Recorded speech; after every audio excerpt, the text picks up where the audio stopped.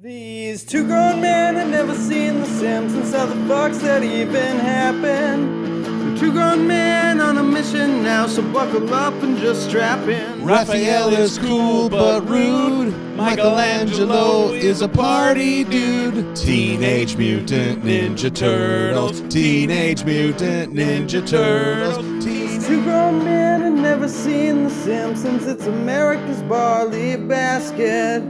Welcome everyone to another episode of America's Barley Basket. I am your host, Marlon Wells. Alongside me on the internet is Nathan Volsabach. Hello, Nathan. Hello, Marlon. How are you, bud? I wish I was in some... Usually I like to titillate the crowd by being in some state of an undress or being freshly bathed, but I'm just fucking normal, man. I wish there was...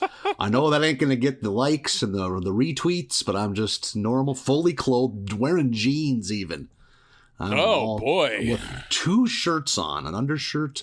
I'm rocking the Weekender look, the unbuttoned. I don't do this much anymore. This was a staple of my 90s couture, but now I usually button them up, but I'll keep it open today. Yeah, a t-shirt. For me, it was always a graphic t-shirt, usually a band or something. Yeah. Oh, my God, yeah. Graphic t-shirt with an unbuttoned button down over the top of it. You going short sleeve or long sleeve? I'm going to say 95% short sleeve. I hate a long sleeve shirt, man. Oh, really? See, I think back then, like in the 90s, long sleeves were way more commonplace than a short. Short sleeve seems like a more of an early aughts thing. I remember when they started coming around more often. I had a ton of short sleeve button downs with some manner of flaming dragon skeleton on the back. Like, I had a lot of fucking very Fieri-esque look. Yeah. That was a look. Where was America's hot spot for purchasing shit like that? I think back then, if memory doesn't fail me, I think you could get that kind of thing at like a Penny's or a Herberger's. Oh, really? I think it was big enough you could get it at any mall outlet store.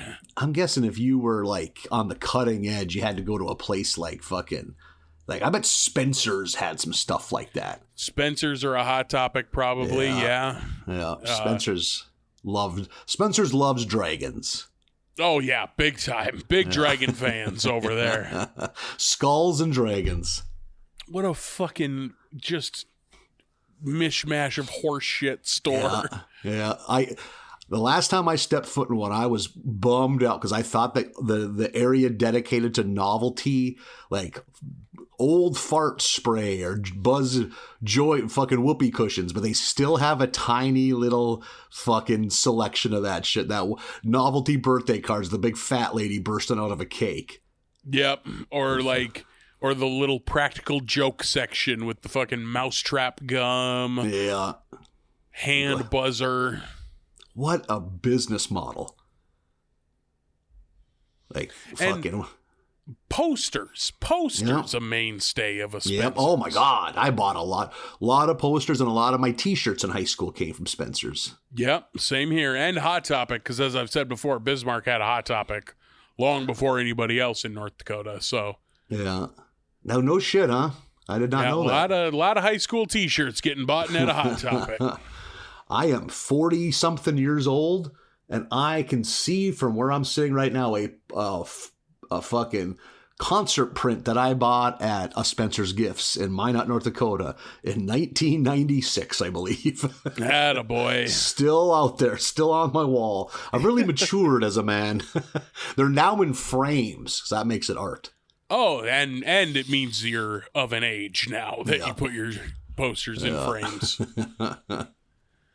Trying to think what else. You had to get like the weird bed of nails to put your hand in or put up against your face. You'd always walk in and someone had their middle finger up when they put their hand in there, like, eye art. Yep. Try to pretend like you're not looking at the half a dozen sex toys they have way back in the corner. Oh, you're right. There was a sex toys area too. Yeah, I'll give fucking Spencer's credit. They were peddling dong before the rest of the world was, you know, like. Yeah, Spencer's was cool with it long before any of the rest. Long before sex toy bingo or sex toy house parties, like Tupperware parties, but for sex toys. Yeah, Spencer's way ahead of the curve. You can buy a vibrator at Walmart now. I mean, it's in a pack of rubbers, but you can get that's wild to me. Like, good on them. 30 years ago, there had been picketing if they were selling vibrators. Yep, they started selling lube, and that got their foot in the door. Yeah, the lube helped. You got to lube a foot. You got to lube a foot. I bet you do.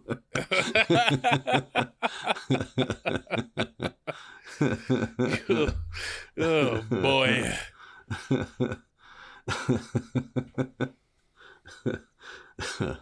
Hey, Marlon. Oh, God. Yes, Nathan. You know who's never, ever lubricated a foot for sexual purposes? Who's that, Nathan? The Simpsons. That we know of. That we know of. I'm sure. Between Marge and Homer, whatever they want to do, that's fine. That seems, they are a very loving, adventurous couple, but that's a little much. Holy shit, foot play. You need to talk to I don't want to fucking tell you how to live your life, but when you're looking at feet and wondering, where could that go? That's holy moly. Yeah. It sounds like you're a little judgy, Nathan. Sounds right, like you're a little prudish over here. I'm literally thinking of it now, and I'm already thinking about like the idea of jamming one of your toes. It's like, oh fuck. If I was the booter, I'd have to bind my feet like a geisha to be comfortable with it. Delicate Nathan-san's feet must be bound with silk ribbon. Oh, God. Big old industrial pump jug of fucking lube like a Gojo bottle in the shop. Butt Blaster 2000. Just slopping up my geisha foot. Could you imagine anything more unattractive than my lubed up, ribbon wrapped, fucking busted knuckle hairy ass toes? Jagged toenails sticking out the bottom, looking like a Ren and Stimpy foot. I got one toenail that's never going to be normal, so oh boy, they'd have to deal with that on the entry. Whoo, mama. Horrible. Yeah. How the fuck did we get here? Yeah. Oh, yeah. Walmart selling lube. Yeah. Foot in the door. That's right. Fuck me. So we're in season 30. I lost my ankle bracelet. Holy shit. You're getting fucking calls because you're fucking off your parole. It's because someone put your ankle bracelet up their ass, went to Six Flags. Oh, fuck. I'm like a fun little charm bracelet, but yeah, ankle. Oh, I thought you monitor meant, works monitor. too. There we go. Yeah, fuck, you get that up there at the right time, it starts fucking going off. Holy shit, you'll get to Party Town pretty quick. Go to the moon.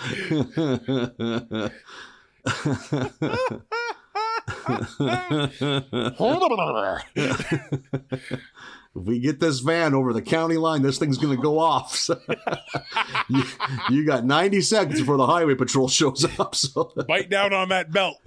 Get after it.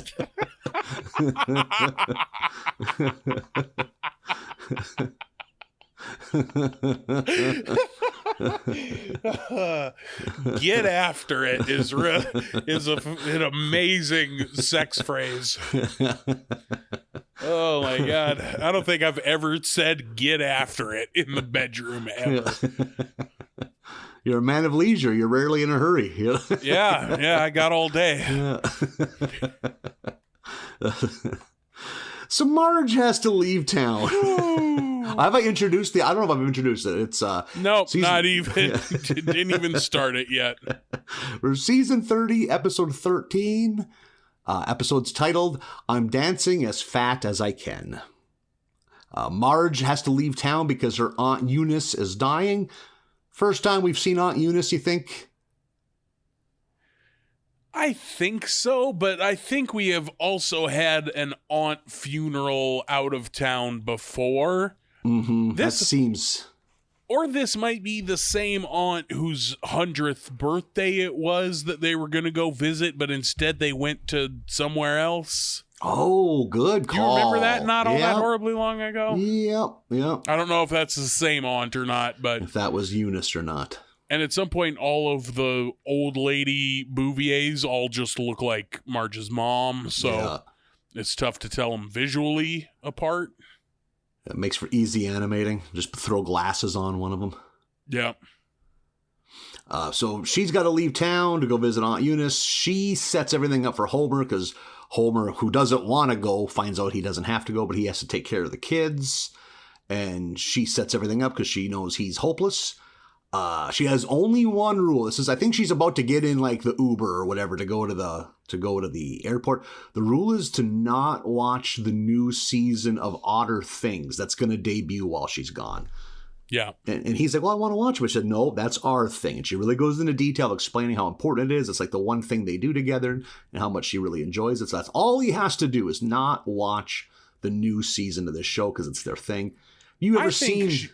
I think she goes so far as to call, like, cuddling up with you binge watching this show is the glue that holds this marriage together. You're right. That's like, exactly something along those lines. Yeah. So she does not let him know, like, she's not sugarcoating it. Like, this is very fucking important to me. Yeah. Have you ever watched Stranger Things?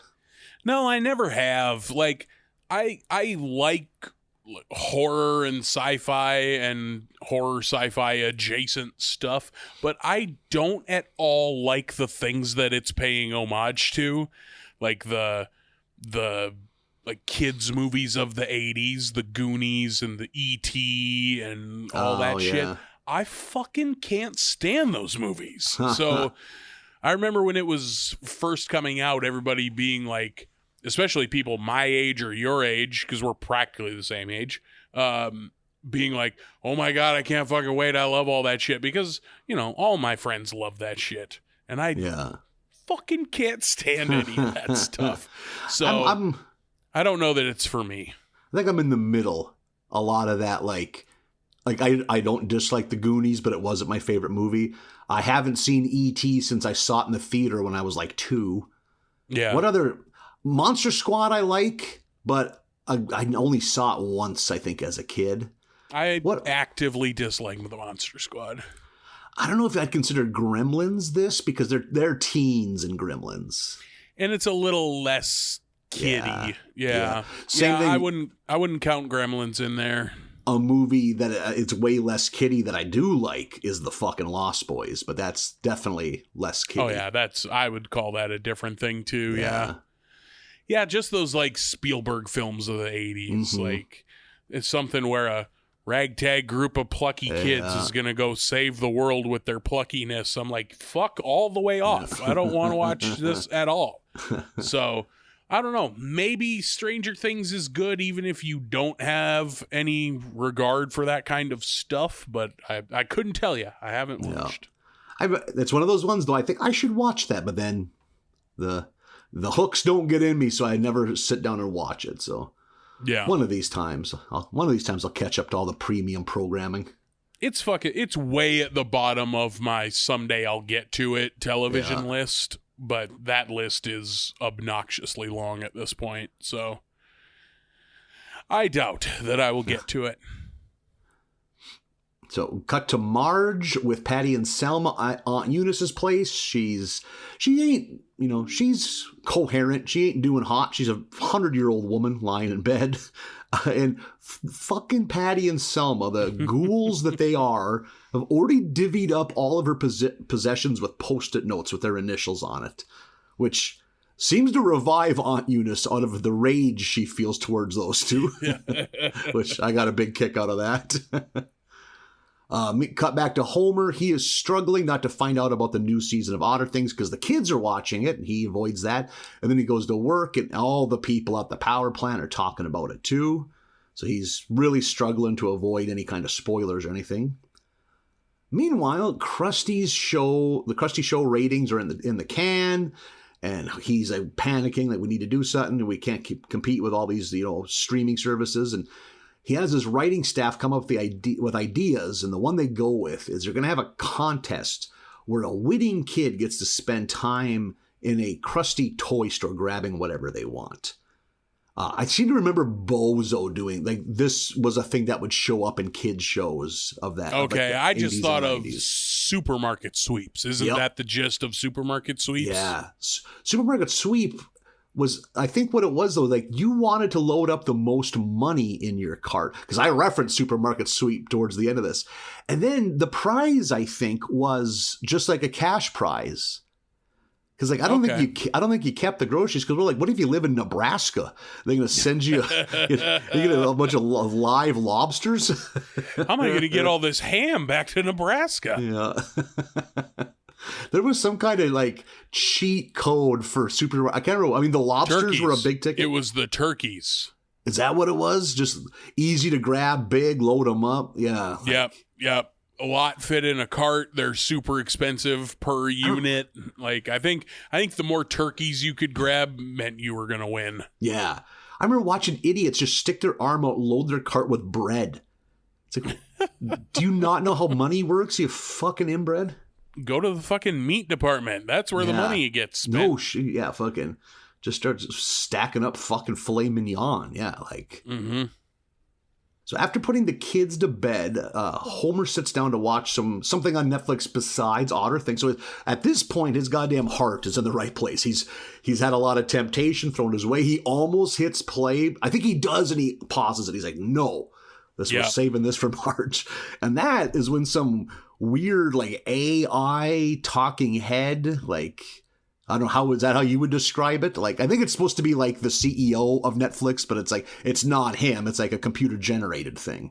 Right. It's Ted I think Sarandos is how you pronounce his name. And he is voicing himself, and he is the chief content creator or content officer at Netflix.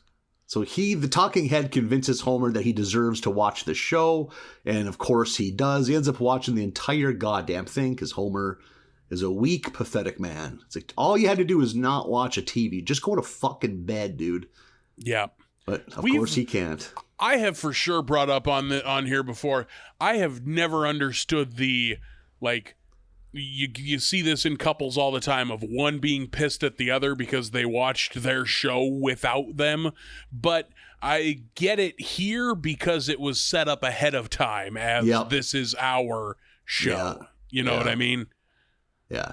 Which I get that. I wouldn't care, but if you care, the other person, it's this is a battle I'll happily lose. Yeah. If it wasn't specified beforehand, this is a thing we watch together, and then I watch 3 more episodes than you have of some show, and then you come home mad. You just want to fight.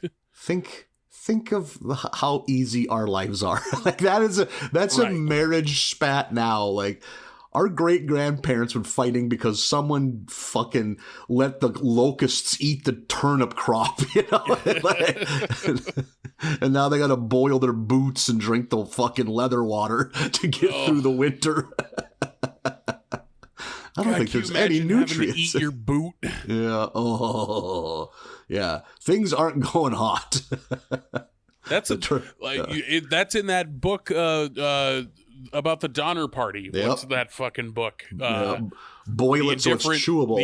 The Indifferent Stars Above. Yeah, they boiled their boots and ate them. Oh, pet fucking shitting eyelets out. Boy, these laces are going to be a problem. Sounds like someone plinking Pepsi cans with a fucking pellet gun.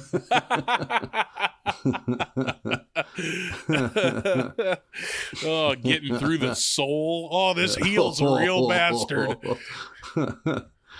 So Marge ended up coming home early because Eunice had a turnaround in her health, and she feels that the TV is still warm, which I thought that was a nice touch, and she knows that Homer watched it.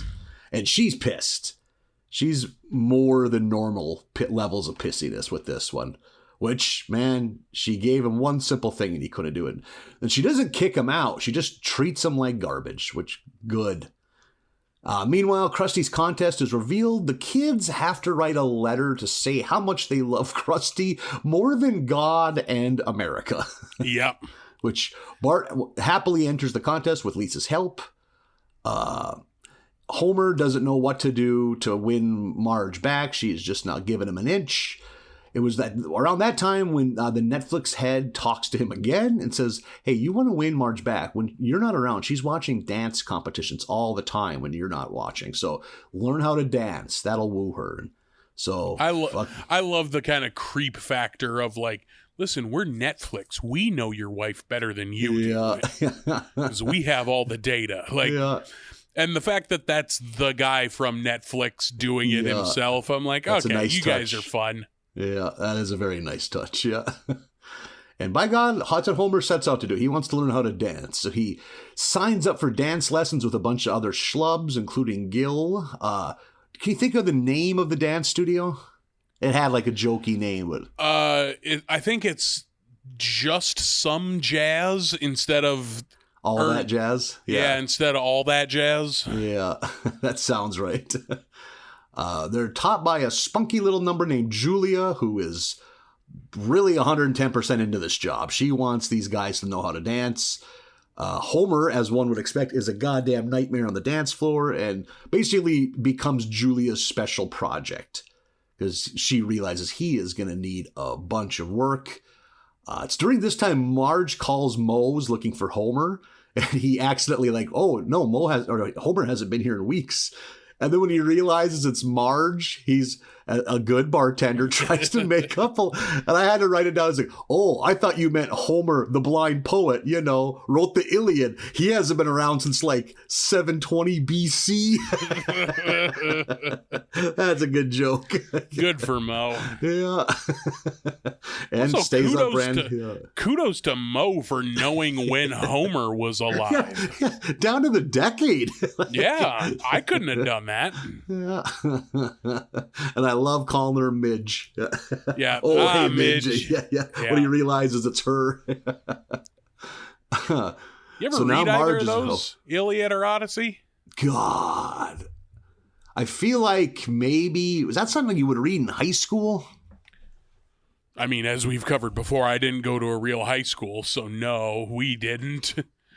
God, I don't know if I ever did, though, but it feels like I've just learned a little bit through osmosis, but I don't know if I've ever sat down with it in front of me and paged through it and read it.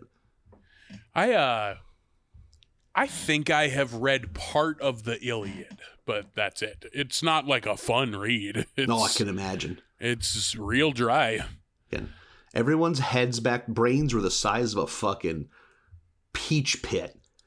Everyone had scurvy. Everyone had worms. It's like, why would we? The insane rantings of a 4.5 foot smells worse than anything you could imagine. Like, no, leave them in the history books. In high school, there was a huge, how every once in a while, I think they would like to have been one a year, but summer movie mini-series event that you can't fucking miss, and one of them was the Odyssey. I seem to remember that. Yeah, I forget the name of the fucking guy who played Odysseus, but it might be the only thing I've ever seen him in. He has a double A name, like Andre Agassi or Andre Arlovsky, but Arn Anderson. Yeah, Arn Anderson. I forget what that fucking guy's name is. And then I think, who's the lady who hosts Project Runway, that modeling show? Tyra Banks? Yeah. She might be in it. I remember that being a huge thing. I wonder how that holds up. The Cyclops was a part of it. Oh, yeah. Cyclops, Sirens, the whole fucking thing. They advertised the shit out of that summer. Yeah. I remember from high school, the Odyssey being a big one, and Merlin with Sam Neill being a big one.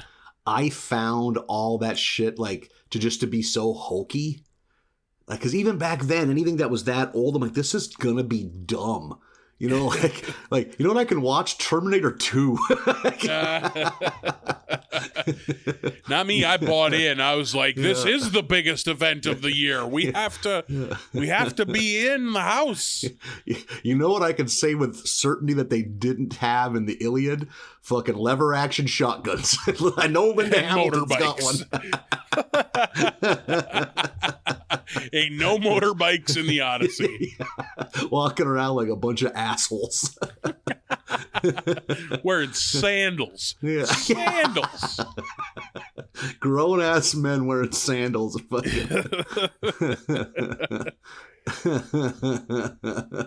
God, we should try to find those. I wonder, like, if you were to.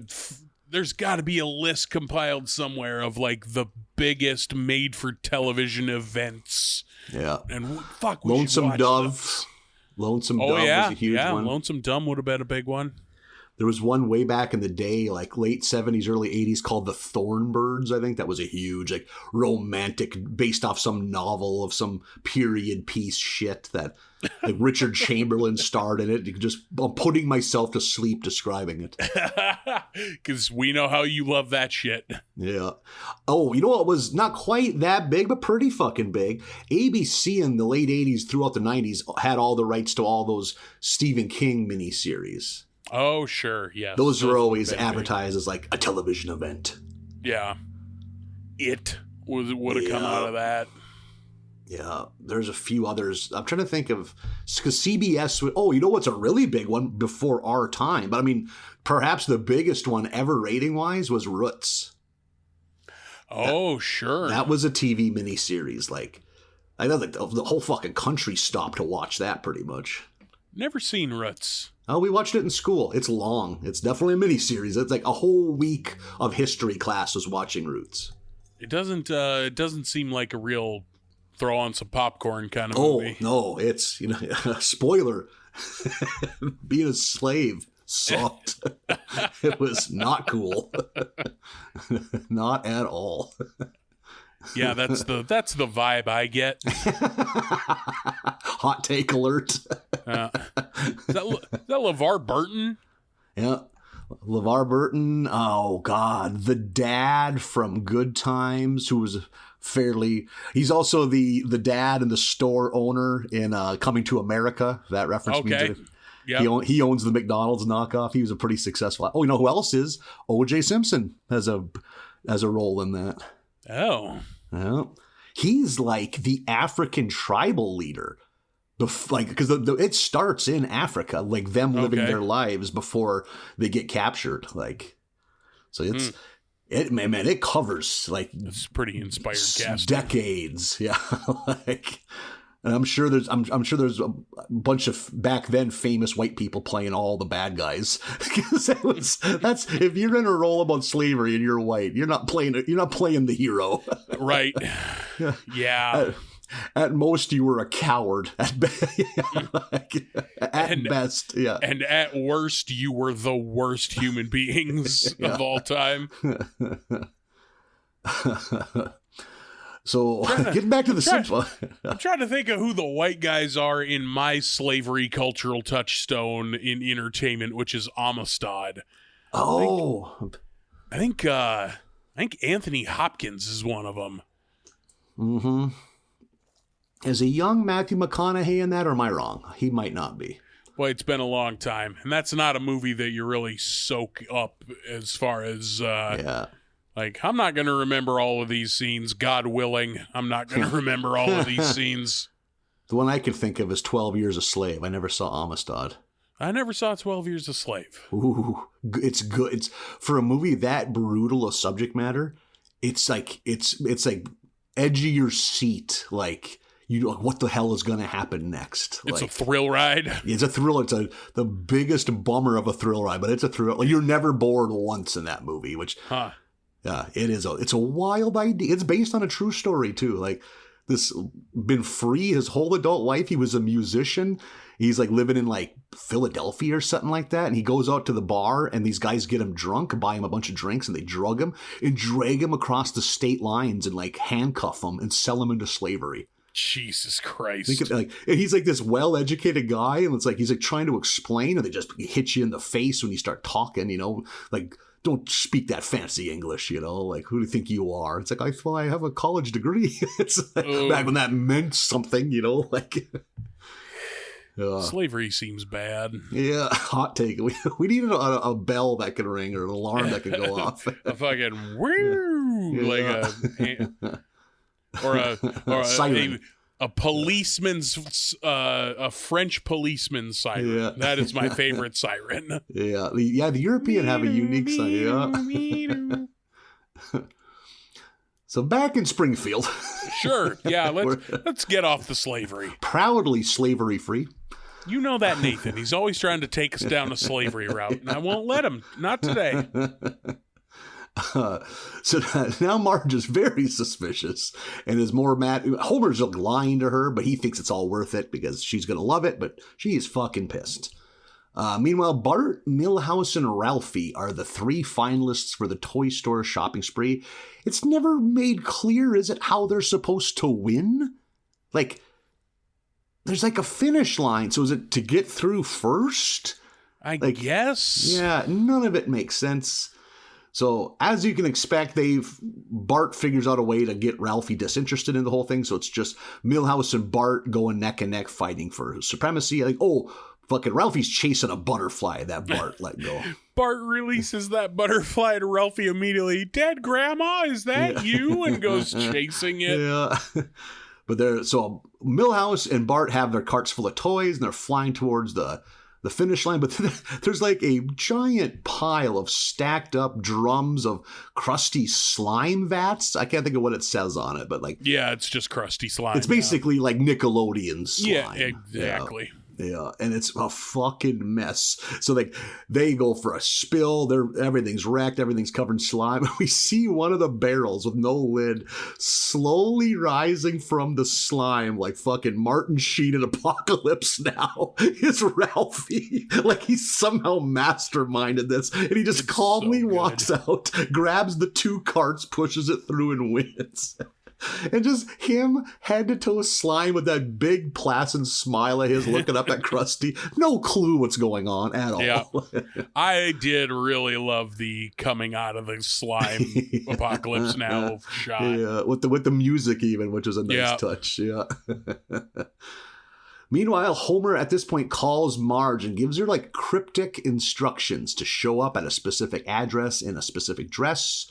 Marge shows up and because she's pissed, like she wants to get to the bottom of this and is still pissed when Homer like first talks to her and stuff. And finally like, well, let's dance. It's like, well, you don't know how to dance. And then Homer just fucking takes command of the fucking whole production at this point. And he's just dancing his fucking thick ass off. And Marge quickly swoons over Homer's newfound dancing abilities.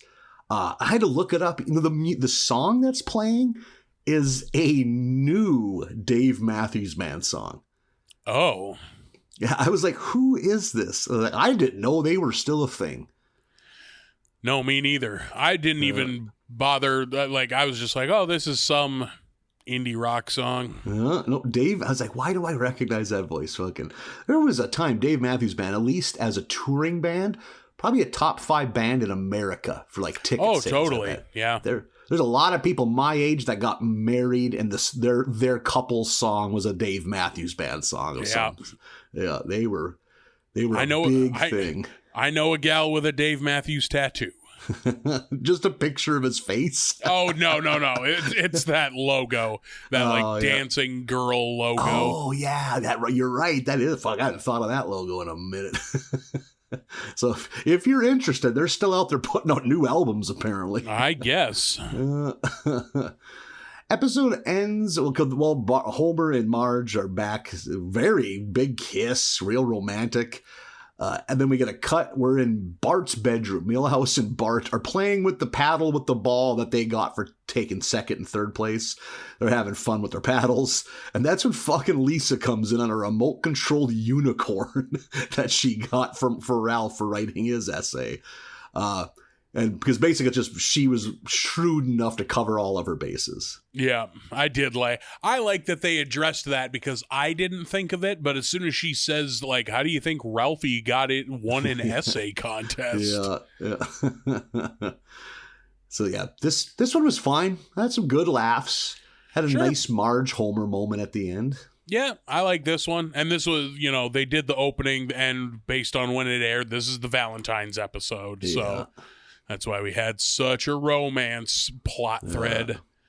There's some good jokes in here, too. Like, we open with fucking Bart calling Homer in the middle of the night, begging for him to come get him from Milhouse's sleepover, because Milhouse is insisting Bart read Yertle the Turtle to him. Yeah. That's so fucking funny to, like, be at a buddy's sleepover and he insists you read him a bedtime story. Yeah. You're the same age. Yeah. God, that's funny. I would say the Krusty storyline felt really tacked on. It's also pretty slight. Like, there's, I bet it takes up 3 minutes tops of screen time. It's like, we need to give Bart something to do. Yeah. Good laughs. Especially because we had a stretch here where there was no laugh. So last week's was a little better, and this week is a little better so far. So hopefully this continues. I like that at one point when Homer's trying to find something else to watch so he doesn't watch that otter stuff show, he flips to BoJack Horseman for like a second and is like, no, that's way too depressing, and moves on. I didn't even pick up on that. I saw when he said way too depressing, but I didn't even notice what he was watching. Yeah, it's BoJack Horseman, which... BoJack Horseman is fucking good, but BoJack Horseman will emotionally devastate you. I've heard that it can be a lot of heavy lifting in that one. Yeah, there are episodes of BoJack Horseman where it's like, I need to go take a walk or call someone. Find a loved one. Which is great because it's a fucking cartoon about animal people, Yeah. Yeah, that is low-key one of the most emotionally poignant television shows out there. Another show I need to watch. It's great. It's really great. Also, at one point, I think it's while Homer is watching I'm just going to call it Stranger Things, fucking Maggie comes rolling by in the background, fist fighting an owl. That owl? So good. So good. And, like... she's got the upper hand. Yeah. Like, she's winning. Because I think the gag is supposed to be Homer is not paying, like, he's supposed to be watching the kids. Yeah. Because there's another one where it's like nighttime and Maggie's still in her high chair with like a spoon and a little jar of baby food. And she just realizes, I'm just going to have to do this myself. And she does the airplane, like she takes a scoop of food and does the swoop around airplane thing before eating it. I'm like, that's cute. But her just fist fighting an owl is great. So good. You ever been up close to an owl? They're terrifying. Yeah. They're enormous. I had one swoop down at us. I can't believe my windshield didn't hit it. At a big white snowy owl after a comedy show in very rural North Dakota. It was alarming because it came out of nowhere, Yeah, they're huge, terrifying creatures. I like hearing an owl hooting. That's a nice country sound to hear. Oh, not me. That's a chills up the spine. That's like... I like coyotes. I like coyotes howling and owls cooing. I would rather hear like the John Carpenter Halloween theme play from nowhere. You know what I mean? Like, there's no electronics anywhere. I would rather that than hear an owl hoot. Like, oh, really? I hear an owl hoot, I am indoors immediately. Oh, man. Owls are your friend. No, they're not. They're just there to eat vermin, baby. Owls are terrifying. Owls swoop down and pull the teeth right out of your head and not even care. Owls are fucking goddamn ivory merchants. They're a mouse vacuum. Just getting rid of all that shit for you. Ugh, terrifying birds. I don't like birds to begin with. Big, scary birds. No way. Episode 14, The Clown Stays in the Picture. We got the school bus stuck in traffic. Lisa is listening to WTF with Mark Maron. And I immediately was pretty on board because I do like his show. I was just going to say, I know we've talked. I know you're a fan. I don't dislike it. I haven't been a regular listener in years. Yeah, I don't regularly listen, but I cherry pick, like I'm subscribed. So every week it's like, oh, who's this week's guest? Nah, I'm not going to listen to that one. But if I'm interested in somebody, I'll listen to it. Bart finds out, like, at first he's like busting Lisa's balls about listening to this fucking podcast, but then he finds out that there's a Krusty the Clown episode of the Mark Maron Show, and I thought this was very funny. This is a great framing device for this, because of, Maron's reputation of getting good interviews with, getting good stories out of people. If you're going to do a flashback episode, this is a good, like you said, a good framing device to do it with. Very good. And I like that throughout this, Mark Maron really takes the piss out of himself. Like, he throws some pretty decent jabs at himself throughout this episode. So we kind of set up this whole flashback episode involving Krusty. He's on Mark Maron's podcast, and Maron asks him about the sands of space. Which, is this supposed to be Dune? Has to be, yeah. That's the only thing I can think of. My note is, this has got to be Dune, right? I've never seen Dune. An ever-consumed book, movie, anything? No, not the book. Not any of the 40 books, or the old movie, or the new movie. I mean, I guess they're supposed to be pretty... Once you get into them, you're stuck, and they're really real page-turner. People seem to like the new movie, the Timothée Chalamet movie. Oh yeah, I've been told it's just kind of leading up to the next one. So at this point, I may as well wait till the next one's going to come out. Just shotgun them both in a row with no clothes on. Go through a whole Papa John's pizza. Yeah, just a uncooked roll of cookie dough. Squeezing a tube of cookie dough into your mouth over the 5 hours it takes to watch the two movies. Lying flat on your back so you're choking. Whoa! Oh. You get your neighbor's attention. What happened to Nathan? Oh, he Hendrixed on some fucking Toll House dough. Those morsels are too thick. When will they learn? I've written them so many letters about the size of their morsels. Holy shit, you're living a sad life. You're writing letters to Toll House. To whom it may concern. At this point, it is false advertising. This is not a morsel. Morsels are tiny. How many times must my home health aide walk in and have to apply the Heimlich on my nude form as I lie on my living room floor, trying to enjoy Dune? This is at minimum a tidbit. How dare you call it a morsel?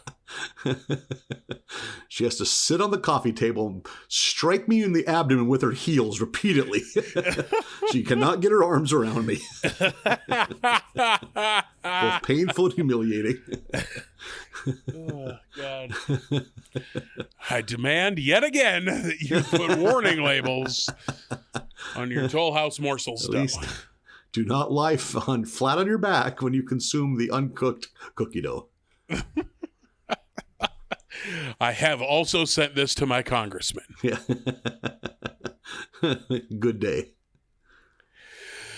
So this is a flashback episode for Krusty. He's, I don't know if it's supposed to be, it's the 90s, he mentions. The time of high concept where you just put two things together and you got a hit movie. And he is the star of Good Cop, Dog Cop, which is very funny. Yeah. What is the cop with a dog movie? Is it Turner and Hooch? Yeah. I remember seeing that as a kid and enjoying it because I was a child. I went to that in the theater. Attaboy. He's a St. Bernard. He slobbers all over everything. A drooling dog is pretty most common denominator for funny. I haven't been around a drooling dog in a long time. It's something.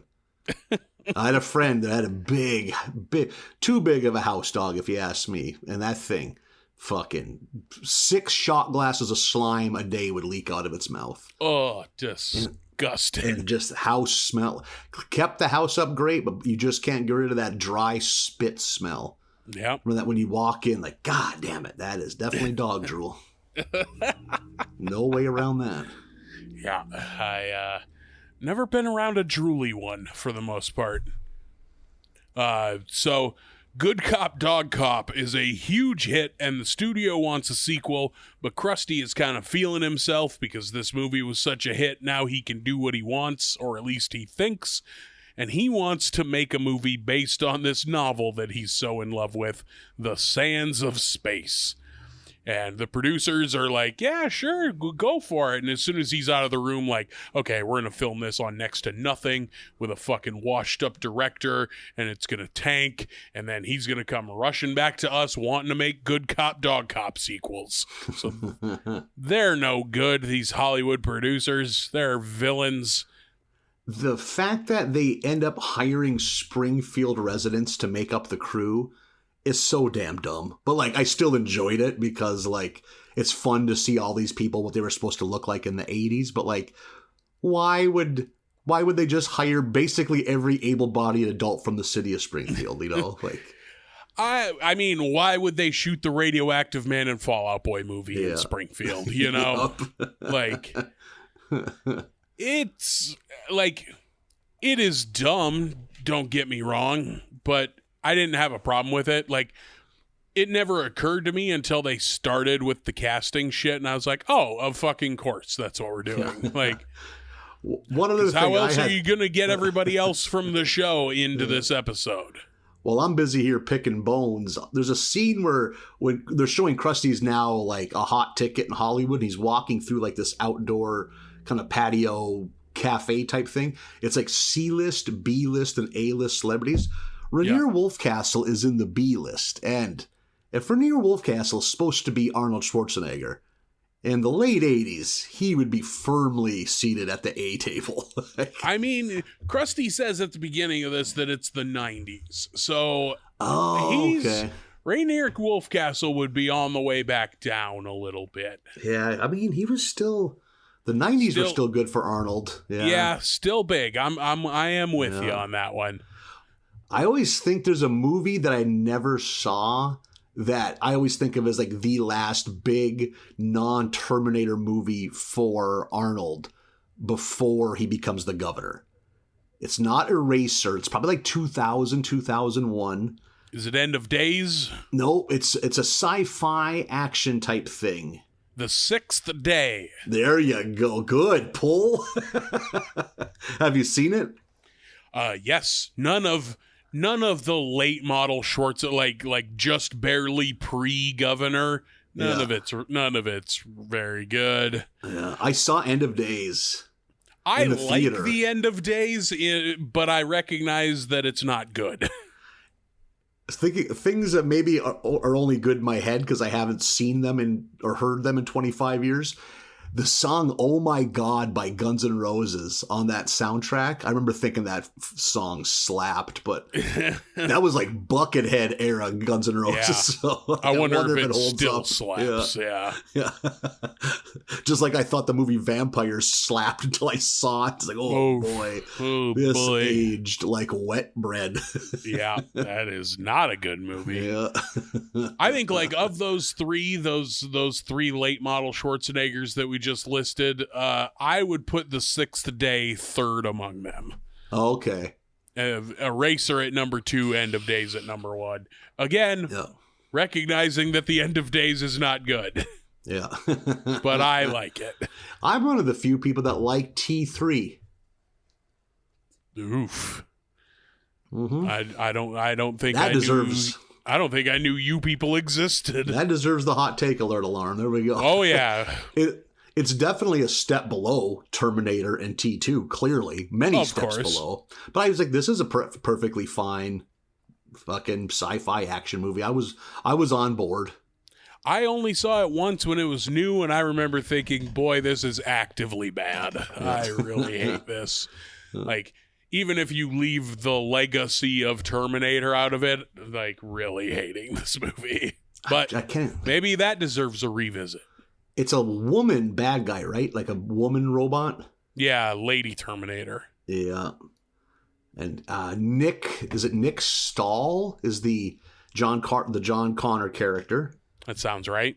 Yeah, very good actor who unfortunately stumbled into a pretty crippling heroin addiction for a good part of his adult life. Still alive, and I think is cleaned up and trying to get back into movies again. Like, I remember he was talked about like circa 2001. Oh, he could be the next like great, like he'd be in the running for the roles that Leonardo DiCaprio takes, if that makes sense. Like the award-winning type movies, you know. Are you saying Leo, who got him hooked on the junk, eliminated the competition? Is this the conspiracy theory? Yeah, he's a real gamesman. He's many steps ahead. Could we have had Nick Stahl's The Revenant? Yeah. Is that what you're saying? Yeah, that is the kind of, like, if you look at heroin-riddled Nick Stahl, he looks like fucking Hugh Glass.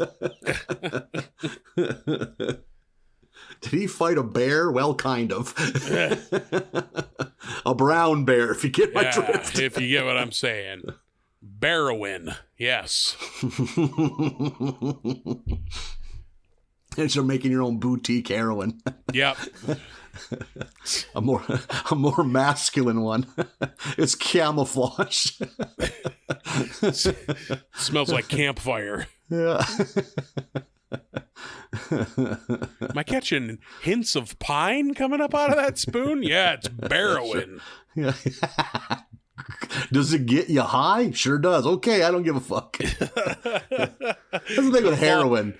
Let's fall asleep and have tummy aches. Yeah, you don't have to. Heroin as a product, it's pretty rock solid. Yeah, you don't have to advertise heroin. You only got to put lights in the souls of heroin. People will buy it. It will be fun though if we do, like, I don't think we will, or that we should. Well, but if we keep following the path opened by legalization of marijuana and eventually get to legalized heroin, there's gonna be a brand called Barrowin that has pine scent. Because they're gonna have to differentiate the brand somehow, just like any product. Yeah, there's gonna be heroin in a gel form in a capsule with a solid tablet of Quaalude in the middle, like a heroin combo.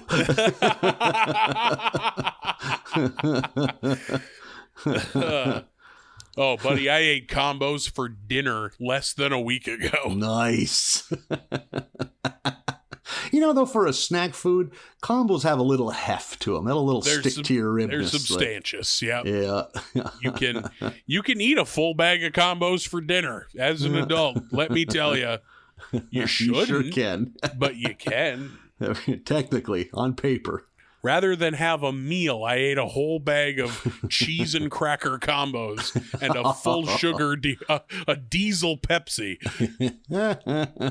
In bed, please tell me in bed. No, not in bed. I'm sorry. God damn it. Lying on your bed at 4 p.m. with that food. All of a sudden it's 8 p.m. I guess I'm just in for the night. Sleep 20 hours. Guess I rolled over on my combos. Sleeping. Like, man, I like to cook and I'm a good cook, but sometimes you just got to eat combos for supper instead of a proper meal.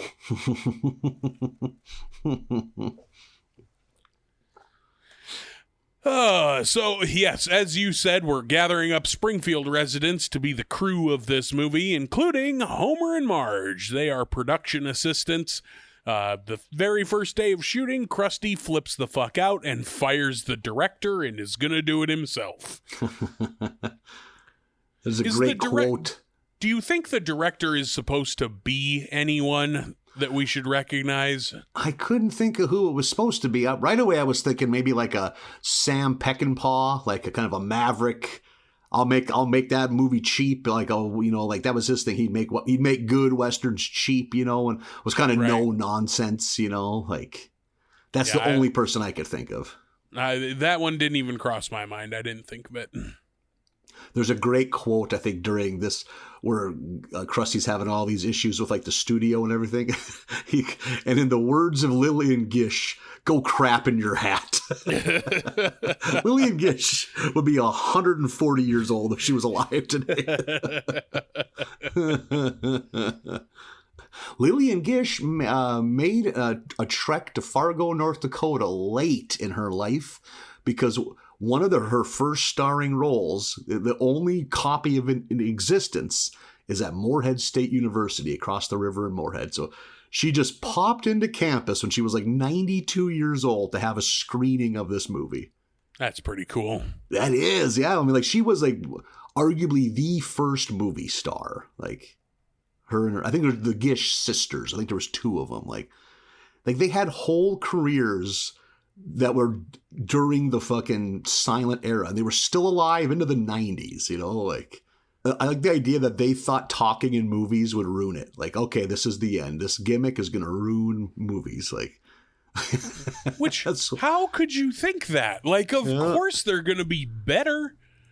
Like, don't you wish you could talk in your movies? Isn't that insane? Like, there were like people that quit, like, because they thought it was like be degrading a beautiful art form. Like, so fucking dumb. Yeah. So goddamn dumb. Yeah.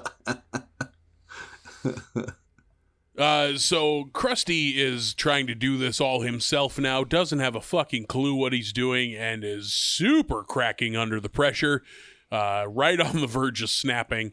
And Marge gives him a pep talk and gets him back on track, gets him into like, you can make decisions, and he makes her his assistant, which seems great until we come across Homer pouting because she's spending all her time with Krusty. And it's like, God damn it, Homer. Even young Homer was shithead Homer. Yeah.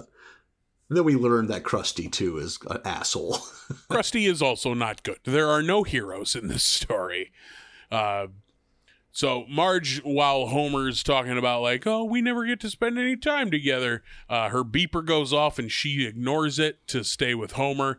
And then the next day, Krusty, who clearly has not slept that night and is just fried crispy around every edge, is, of course, furious. Yeah.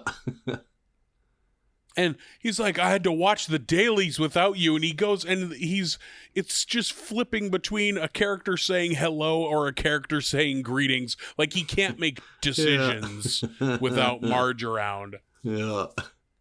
Yeah, it's non-sexual. It's almost like a mother-son relationship, which is weird. Yeah. Which he even points out at one point, which is strange. But he insists that she dump Homer, which is an insane thing for an employer to say to an employee. And she, of course, refuses. So he, just in secret, is going to be extra hard on Homer to get him to leave. So we see Homer having to carry shit and do all this fucking work. He's trying to and be Krusty's like stunt double when they drive that spaceship off the cliff. Yeah. And as part of this, he sends Homer out into the desert to get a lizard. Homer's like, I have to go out in the desert and find a lizard for a newly written space lizard scene. And off Homer goes out into the sand, and a sandstorm kicks up, and he, of course, trips over something and falls down a fucking cliff and is stuck in a ravine. And that's when he hallucinates like these two cactuses turn into Bart and Lisa and Maggie. Like they're the kids that he's never gonna have if he doesn't get off his ass and not die out here in the Mexican desert. I thought that was strange and just a way to crowbar the kids into this episode. Somehow. 100%. And he goes wandering. He gets up out of the ravine and goes wandering off and stumbles into a drug ring, like a Mexican cartel drug ring. Like this is like their version of a trap house. Yeah, exactly. And we go to the movie set where they get a ransom note asking for $1 million or what is it, 100 Raiders tickets? Yeah, 100 Raiders season tickets. Yeah, that's what it is. And Krusty's like, well, he's, obviously he's dead to us, but the crew band together and they're going to go save Homer. So, but they don't have anything. They're like, we don't have money or weapons or anything, but they realize, oh, we have all these props and shit. And it's only up there for a few seconds, but that clip of like them all in their like wasteland vehicles, like Fury Road coming at the camera. Great visual. Like, I would hang that above my couch. Like, that's a cool fucking... Yeah. There's got to be a way to print that somehow. I was pretty into that. So they barge into this trap house with their fucking guns, their laser guns out that are just lighting up, and they're making the noises with their mouths. Yeah. Like... And then I enjoyed this little piece of fucking world building. The sea captain gets his fucking leg cut off. Yeah, shot off. Yeah, gets it blown off. Perfect cut. Yeah, I was like, that's fun. Yeah, exactly. That's fun. Show how the sea captain got his fucking leg cut off. Earlier in an episode where they're setting up explosives, Herman, who runs the military surplus store, is their demo guy. Yeah, two arms. I thought that was a fun touch also. So Marge comes in, just walks into the middle of this shootout and calms everybody down. And basically they come to the agreement, we'll give you this movie in exchange for Homer. And Krusty, of course, puts up a fight, but eventually, like, she reads him an excerpt from this book that he claims to love so much and about unity or something. And Krusty folds and is like, yeah, you can give him the movie in exchange for Homer. But I, as part of the deal, I never want to fucking see you people again. Like, he's still got to be an asshole. And interstitially cut throughout this story, it keeps cutting back to him and Mark Maron at the fucking table. And at one point, Mark Maron is feeding way too many cats because Mark Maron loves cats and has cats. And at the way end, he like does a fucking ad read for cashews. Yeah, shoe blasters. Shoe blasters. The exact quote is, shoe blasters is disrupting the heated nut business. Unbelievable. Such a good job of capturing the inane products that podcasts are always peddling. It's never anything normal. Yeah, not just crazy products, but like, and he isn't quite as guilty of this as some other podcast hosts, but the crowbarring in of your ad reads. Yeah. Like I feel like most podcasts now have gotten it figured out to where they kind of announce that they're going to a commercial break. Like they handle it like a radio commercial break. Like, we'll be right back. But so many, especially in the earlier days, would just like be doing an interview about like, oh man, that's crazy. I'm so I didn't know that your first child died of SIDS. You know what's not sad is fucking Big Universal Dave's, Studios. Yeah, Big Dave's Cream Corn Emporium. No SIDS here, just fun kernels of cream corn. Like, Bill Burr always did a fantastic job of trying to make his ads funny. Just by like reading it funny, and he'd lose sponsors because of it. Yeah, and he's like, I tell him the same thing. Would you rather have me read it fun and they hear it, or me read it plain and they fast forward through and it? They skip it. Any of it. Yeah, exactly. I listen to podcasts literally every fucking day, and unless you're doing something fun, I'm skipping every ad. Yeah. My favorite podcast ad read, Kyle Kinane and Dave Stone's The Boogie Monster podcast.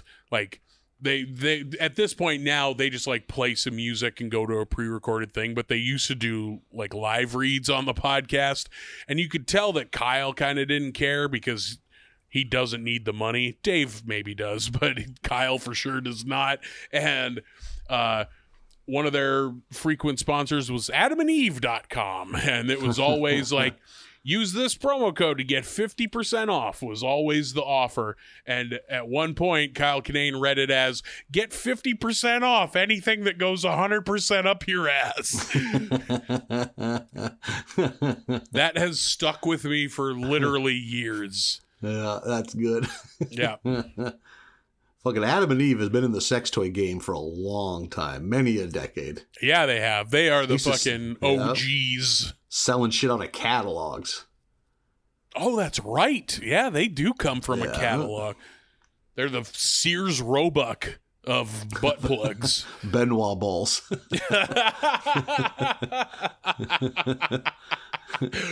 Rude boy prostate massagers. Get that prostate punisher.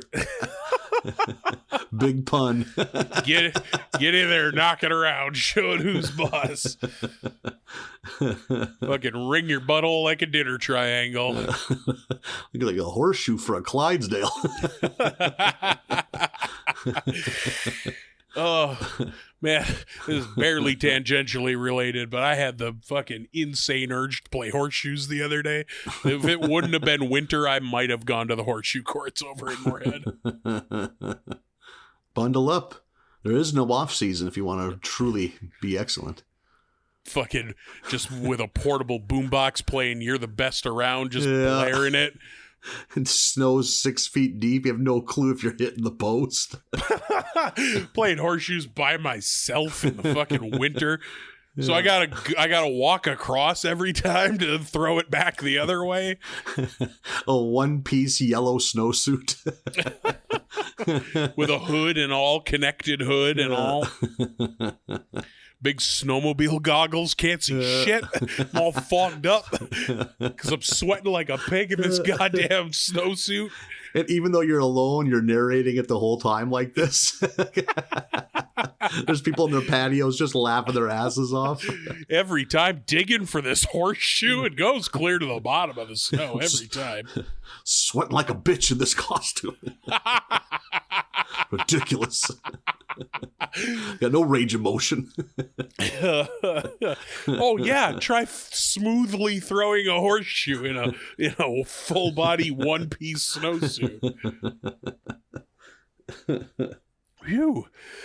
At the end of this episode, the kids run home to get the story from their folks, and then we get a quick tag at the end of Mark Maron and Krusty watching his movie that gets shown in Mexico all the time now, and people are laughing at it because they think it's a comedy, which I think is supposed to be The Room. I think this is a Tommy Wiseau joke.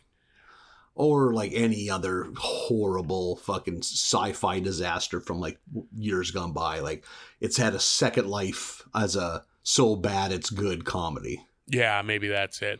I remember when like people first started like celebrating that movie as being so bad that it's hilarious. Then fucking he stuck to his guns for a while, and then eventually Tommy Wiseau came out and was like, yeah, isn't it cool? I made such a good comedy. And they're like, fuck you, buddy. No, you didn't. He started advertising it as a black comedy. It's like, you don't know what black comedy means. Right. Not at all. This is not a black comedy. Yeah, that's like somebody who says something shitty and then says, what? It's just a joke after you call them on it. It's like, no, it wasn't when you said it. Yeah. This wasn't a comedy when you made it, Tommy. Yeah. You thought this was just a plain old drama. You thought this is how people act. And not just plain old. You thought this was a masterpiece drama. Yeah. I've never seen it. It's worth it. It's so... Like, I didn't think I needed to see it because I thought I'd seen the best of clips so many times. You see it all together, it's hard to comprehend. It's hard to wrap your brain around. Huh. Maybe I'll have to give it a whirl. The thing that blew me away was how good it looked. Like, it was clearly shot by professionals, like, but written by a person from space that doesn't know how human beings act. Like, it makes the dialogue is like, none of it makes any sense. It's just insanity. Like, isn't there some manner of mystery around him where nobody knows where the fuck he came from or who he is or where he got his money? He is. Yeah. Right. Or where that accent 50, is could be from. 70. Yep. Like, he says he's from Louisiana. It's like, no, you fucking are from Transylvania. No one in Louisiana talks like that. Like, yeah. Yeah. You can't tell his age because he looks so not goofy, but strange. He's got a unique look. Yeah. And I know originally, like, people thought he might get work as the weirdo bad guy from Europe. He'd be, henchman number 2 in a Die Hard movie. But he was like, no way, I'm like the leading man. I'm like a sympathetic character. So and he's weird. Like, and if no one will make the movie, I'll make it myself. Because he's weirdly rich. No one knows how. Yep. That's so. I'm fascinated by anyone that can be that secretive in today's world. Yeah, totally. Because that's a hard thing to do. Best modern example of that, the fact that MF Doom was dead for like 8 months and nobody knew it. Good call. Yeah. Until his wife said something on the internet. Yeah, that's pretty cool too. Forgot about that. I would love to keep my death a secret for as long as possible. Yeah. We're up to episode 15, 101 Mitigations. 101 Dalmatians a part of your childhood at all? Oh, yeah, totally. I've seen that movie a bunch of times. Yeah. Feel like that got re-released in the 90s and it popped hard. Yeah, because it's originally, a 60s joint? Yeah, if not even older. 70s maybe? Yeah. But yeah, that seems, and I think, I just seem to remember that shit being around a lot, like in the early mid-90s. Yeah, I for sure saw that. That is one that we had in the giant plastic clamshell Disney VHS case. Iconic. The fucking Black Diamond collection or whatever those are. So episode 15 begins at the Golden Truffle, so shit's getting fancy. Turns out Homer got a coupon with a 100% off misprint, which is so ridiculous. They would fucking honor that. Right. So they're living like kings. With the money they saved, Marge went and got a Swedish massage. And while Homer and the kids are leaving the truffle, the valet accidentally gives Homer the keys to I think it's a 57 Cadillac Coupe de Ville, a car I absolutely love. Beautiful. Fins, so baby. More chrome than modern cars have metal total. Just an outrageous amount of chrome on those things. God, that thing is so fucking great. God and damn. As soon as it pulls up, oh God, I love it. Yeah, Homer's just loving every bit of it. And because Homer does not have any sense of fucking what consequence, he jumps in it and takes the keys and takes the kids on one hell of a joyride. Those kids had a memorable afternoon or evening in that goddamn car. All the while Marge is getting a massage and not knowing the terror that they're wreaking on the countryside. I like that she gets so relaxed that her hair goes limp slowly. Yeah. Her hair wilts. Yep. Homer, they get back to the Golden Truffle. Again, having big smiles because they had a great time. They come back to find out that the car was Comic Book Guy's, which until we get the backstory doesn't make sense at all. But Homer gives him some sob story, and it almost works, the sob story, until Comic Book Guy noticed that his 9.9 copy of Radioactive Man #1 was ruined. Somehow. He just keeps it in his car, apparently. Yep, totally. So now, it's on. Comic Book Guy is out for blood. He's like, prepare for litigation. I'm going to take you to court. And then cuts right to it. Homer is in front of... Does the black guy judge have a name? Oh, I don't know. Outside of Judge, Yeah. Huh? I don't know that. I'm sure he does. On one of the 12 action figures of him, I'm sure that he has a name. Yeah, good point. Yeah. Haven't seen him in a while, it feels like. Maybe, usually he's the judge when Bart is in trouble. Yeah, Also, we got a lot of play there for a while from that one female judge voiced by the Malcolm right. in the Middle mom. Yep. When the book was going to get thrown at Bart, it was always her. Yeah, like we saw a lot of her for a lot of seasons in a row. Yeah, she was the hard ass. So they end up having to go to court, and right away, Homer seems to do a pretty good job of pleading his case that it was an accident, and just he regrets it, this and that. And then that's when comic book guy goes up there, and he fucking knocks it out of the park, gives a speech as to why what Homer did was so awful, and the judge is like, yeah, you're fucked. And I think they have 2 weeks until sentencing. So it's just them trying to figure out what they can do to not have Homer go to prison. Yeah. Marge immediately is like, I'm going to go to comic book guy right now and talk him out of pressing charges. She goes into the shop, offers to fix all the damages that Homer caused. But comic book guy is not interested because for him, it's about respect. He feels disrespected. And that is when goddamn Milhouse walks in. We get a lot of sassy Milhouse in this bunch. Yep. Demanding that Bart read Yertle the Turtle. And now he demands as many little Lulus as $5 will buy. And it is like a shipping container full of little Lulus. It's a full pallet. Comes with the fucking pallet jack even. Yeah, I love how we've had multiple Lil Lulu references. I bet there hasn't been new Lil Lulu material since the 70s. I love that Milhouse just in the middle of this fucking discussion where comic book guy's talking about not getting any respect. Fucking Milhouse of all people come in and just fucking sass the shit out of comic book guy. Yep. Milhouse ain't the pushover he once was, apparently. A pallet of Lil Lulus. How did he get him a home? What's he gonna do with them? So back at the Simpson house, Marge has failed.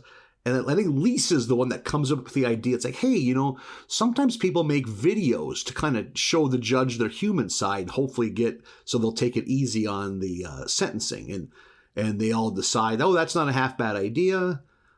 So they end up, before all this though, she shows them the video that Guillermo del Toro made for Mr. Burns when he hired him to get him out of some trouble. That was good. It's so good. Holy shit. Guillermo just narrating the whole time about like, I know monsters. I've always loved monsters. Yeah. And Burns being one of them is so good. Yeah. But he's like a pitiful monster we should take pity on. Yeah, like all monsters, because that's a very Guillermo thing, is finding the softness inside every monster. Yeah, so that was very good. We get a few fun, not as many Guillermo cameos as I would have wanted, but we get a few. We get Eyeball Monster Hand Guy. Yeah. Eyeball Monster Hand Guy. That's his name. From is that Pan's Labyrinth that's from? Yeah. So after seeing this, Marge and Homer are on board. So we should get this done. They went to the one videographer in town, our good friend, old Gil. He explains how it works, and it's clearly terrible. He shakes real bad for some reason. He has a crippling vitamin E deficiency. Yeah.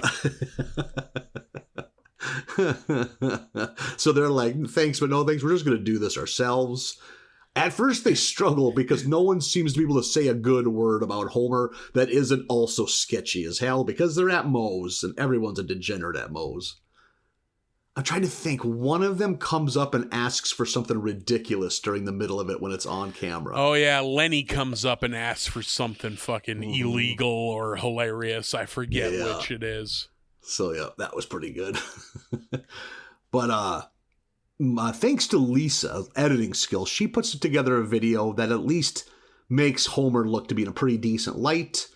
Good enough that this judge is a notorious, soft touch. You can get him to lessen because Bart always gets away with shit. But the judge is moved, but goddamn, comic book guy has a speech prepared which blows away the judge, and it all fucking looks terrible for Homer. Lisa has happened to find a copy of Radioactive Man #1 for sale in Ogdenville. That's a 10.0. So they drive to the comic book shop in Ogdenville, which is ran basically by a female version of Comic Book Guy. Yeah, didn't you see the closed sign written in Wakandan? Yeah. It's very funny. And they somehow get the comic. I don't know if it's ever explained, but they get it. No, it's not explained how they paid for it or anything, but because one would assume it's super valuable, I guess, Yep, you would assume. So they have the comic, and then because the goal, I'm sure, is just to buy off Comic Book Guy. Like, hey, you had a 9.9, here's a 10. Isn't that great? And still, they're in. Lisa and Homer go to the Comic Book Guy's shop, Android's Dungeon.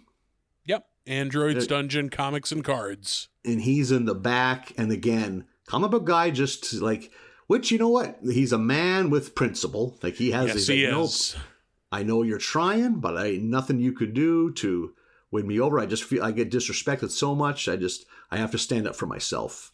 And a defeated Homer, Lisa walk away. It's at that time Comic Book Guy notices Homer has a welcome back Cotter keychain, which causes him to flip shit. Which, what an absurd thing to give him shit about. Apparently it's super rare. And then he looks at it, he's like, oh, you can tell it's an original copy because John Travolta looks happy to be there. Yeah, you can tell it's from season 1 because he looks happy to be there. Yeah. A show I have never once seen. I know nothing about. That's a show that at some point in my adolescence or childhood aired on reruns in like the right after school or lunch or dinner time, supper time, that like was in the background, but it just never seemed funny. So it never, the Sweat Hogs is what they were called. I know that was the name of their silly group. That's one of those shows where like it wasn't big enough to be running in like rerun syndication, and it wasn't old enough to be on like TV Land. Yeah. Because like those shows were like from the 60s that TV Land was running. Yeah. Or Nick at Night back in the day used to be shit from like the 50s and 60s, like My Three Sons and Ozzie Harriet and shit like that. So Comic Book Guy is fucking marking out hard over this keychain. He asks it, and Homer's like, oh, actually, I got this from my father. We get a flashback to that. That was the one Christmas gift he got that year from his dad. Yeah. And Comic Book Guy kind of keeps prying. He's like, is this important to you? He's like, yeah, now that you say it, I'm always holding on to it like a totem almost. And I'm always like rubbing it whenever things are tough. And fucking Comic Book Guy just promptly steals it from him and crushes it in front of him with Thor's hammer, which, damn it, I can't pronounce the name of it. The Mjolnir or whatever it's called. Boy, not. You wanna try it again? Mjolnir. Mjolnir. You're closer than you think. Yeah. It's Mjolnir. Okay, Mjolnir. There we go.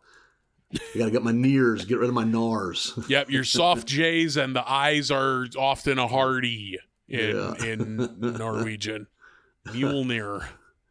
So that's now been broken to 1 million pieces, but because of this, Comic Book Guy considers that their beef has been squashed. And he's like, not only am I no longer mad at you, you are now my best friend, which causes his wife, like, what, wait, like, are I your best friend?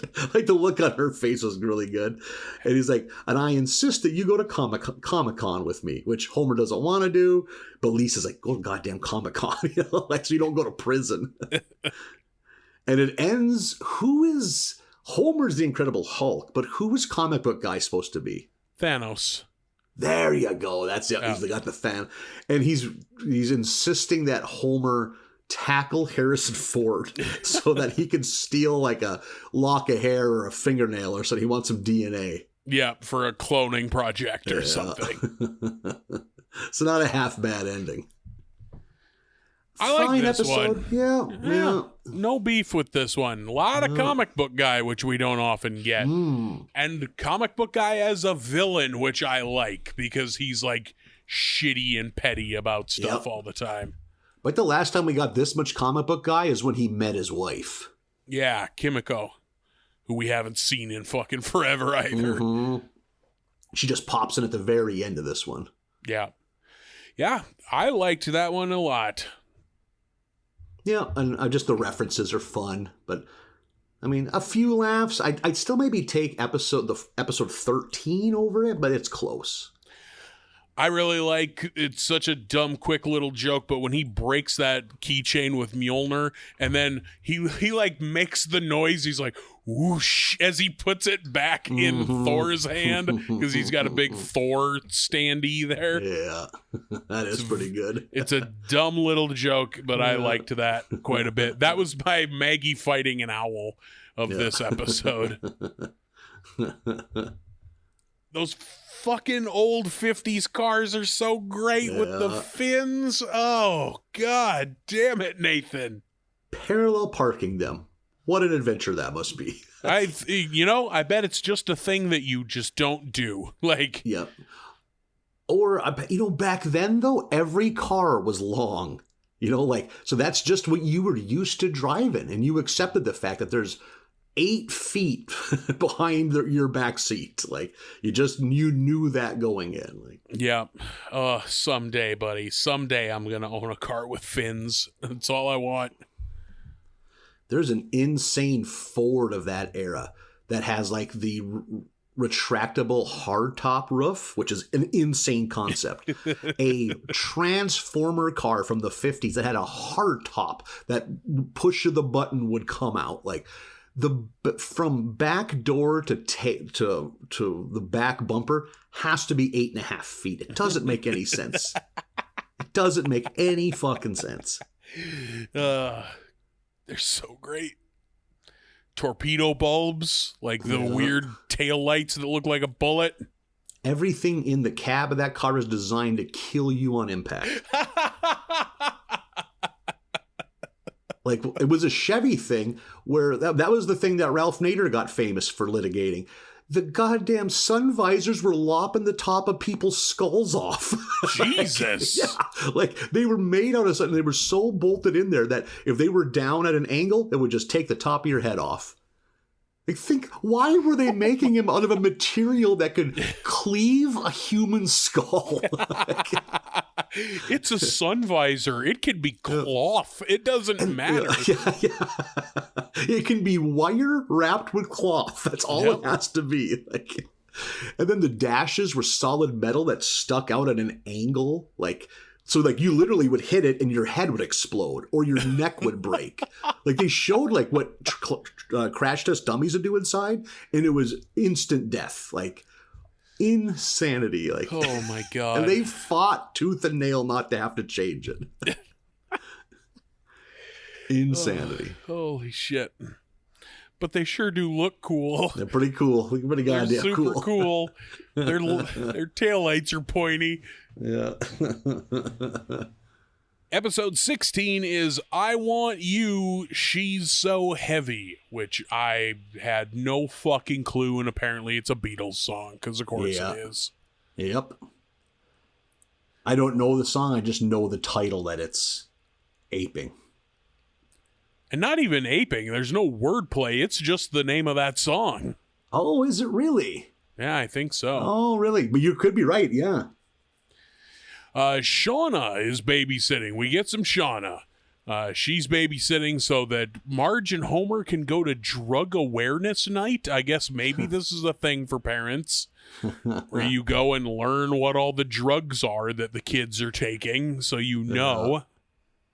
The acronym is DANK. I remember that. I like that Otto is there just to find out what kind of drugs he should be buying. Yeah. Oh, you could combine these? Oh, great. Yeah, that was fun.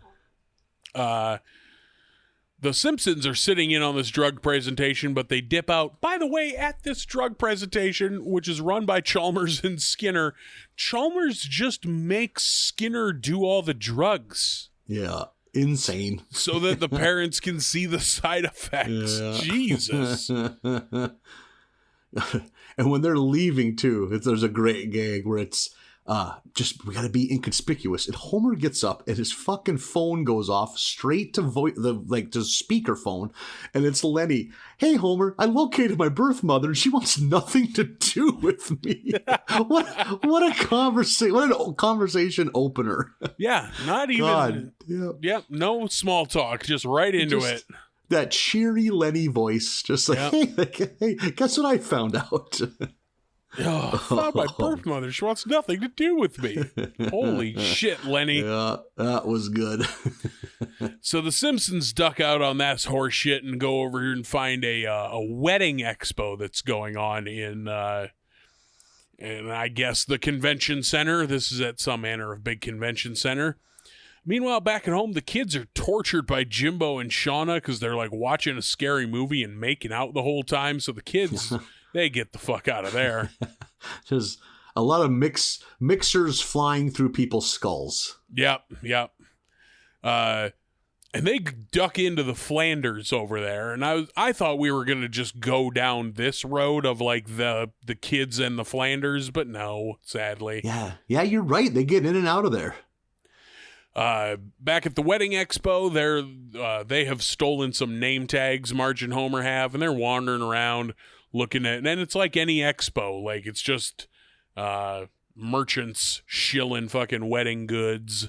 And that's when a producer comes to grab them because, oh, thank God, I finally found you. It's time for your keynote speech. And I like that it barely addresses it. They just cut to them wrapping up their keynote speech, which they killed, apparently. Yeah, I was just going to say, not only did they do it to the end, but they did well. Yeah.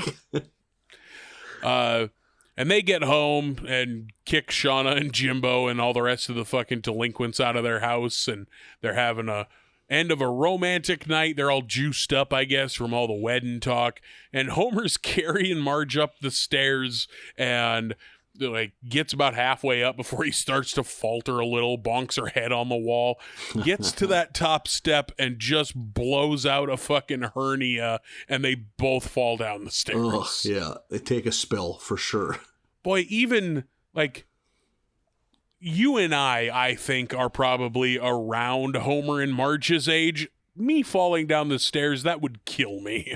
Yep, I'd be in the hospital for months. Yep. So Homer is laid up on the couch with his hernia. Marge got a sprained ankle. Marge has a knee scooter, which is fun. I can tell you, knee scooter, kind of fun. Ain't nothing wrong with a knee scooter. Homer has some weird like belly brace on. I don't know if that's what they use for hernias. I don't have a clue. I like when Hibbert describes, it's nothing, just a little light scrotal scalpel work. Yeah. Oh, boy. Yeah. Oh, God, I've always thought hernias are gross. Yeah, it's a gross thing. It's like, if you medically describe what a hernia is, you're like, ugh. I think sometimes they have to cut in from below. So they're like cutting between where your thigh and taint meet. That's insane. Oh, jeez. Like they gotta come from down in your groin sometimes. That's so fucking gross. Oh, don't do How that. do those stitches heal? Not well, I'd imagine. Yeah, like you just gotta lay on your back like a baby, like legs spread. Like just you gotta get some fresh air in there. You can't have that all closed up. Getting powdered. I mean, that sounds kind of nice. That sounds like a little luxurious. I'd pay someone to come by once a week and antique my groin. I ain't been powdered in a minute. Oh, God. Getting your fucking... snagging my underwear on my crotch staples. Oh, Jesus, yeah. Like, that's the kind of think about that hurts. God. Yeah, I bet that and pulls. I think if you sneeze wrong, it can all go tits up with a hernia. You have to be real careful about it. Because it's How do you such be careful thin with muscle. a sneeze? Yeah. Like, fucking stifle that shit. Fucking Tom Berenger and Platoon it. Just eat it. Take the pain. Sneezing's for the weak. Making yourself stop sneezing from just sheer force of will is a power move. That's one of the like backstage things that you always heard people say about Vince McMahon. Like people close to Vince McMahon who have Vince McMahon stories was one of them is how fucking mad he would get when he would sneeze because he's such a control freak and it bothered him so much. It made him so mad that he couldn't control that. That is a level of mental illness. Holy shit. That is psychopathic behavior. Yeah. Sneezing is a sign of weakness. Jesus Christ. Homer's got some pretty juicy pain meds here and hallucinates a little like leprechaunish personality for his hernia. Wallace the hernia gremlin. Yeah, Wallace the hernia gremlin. I spent the whole episode trying to figure out where I know that guy's voice from. That is Wallace Shawn. From okay. My Dinner with Andre, Princess Bride. Yeah. You fell for the oldest trick in the book. Like that thing. Yeah. Still never seen that movie, but I know that line.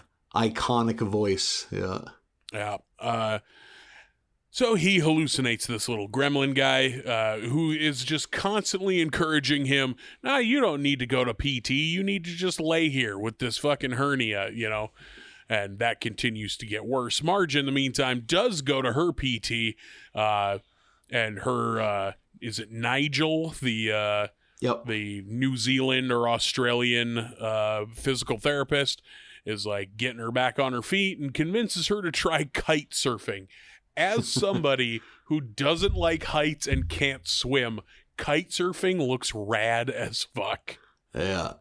I bet it's one of those things, though, that the conditions have to be just right to be fun. Like, yeah, probably. Yeah. So I bet you're pretty jazzed when it is those conditions. Like, I think that is true of both surfing and flying a kite. So this thing that involves both of them. Yeah, good point. Yeah. Probably needs to be doubly perfect. There's 4 days a year where you can kite surf.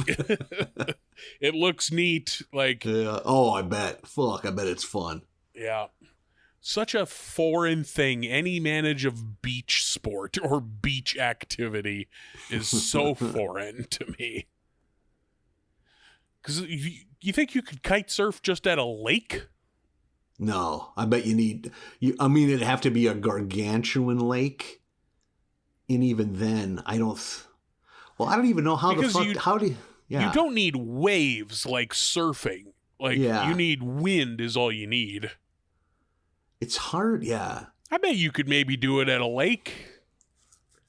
It'd have to be a big one, because I bet you need to be able to go straight for a while to build momentum, if I had to guess, but maybe not.